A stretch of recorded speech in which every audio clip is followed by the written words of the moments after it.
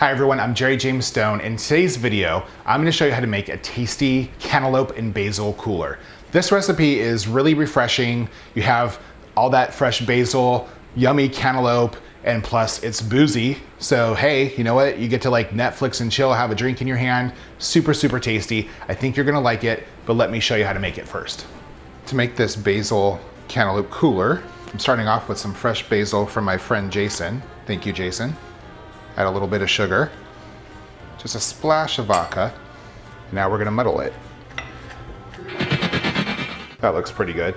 Oh, so I just wanna say, when you're muddling herbs for a cocktail, it's important to like work them so that the oils get released, but not so much that you abuse them. And also big shout out to my friend Jason who gave me all this amazing fresh basil that I'm using in this recipe. Thank you so much. Now you wanna add in crushed ice.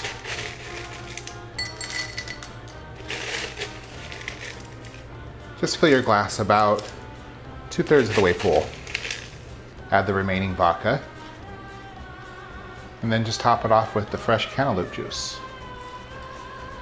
Oh, and hey, thank you, Brian, once again for this cantaloupe that I'm using in this cooler, because it was super tasty. Anytime you want to throw some ingredients my way, please do.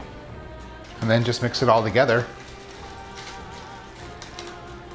And you're ready to serve. There you go. Super cool, right?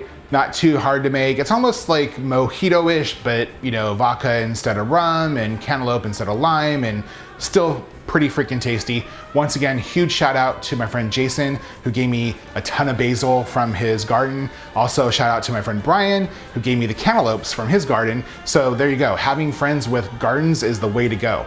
Once again, if you like this video, give me a thumbs up. If it's your first time watching, subscribe. And if there's something that you want to see, drop a comment below.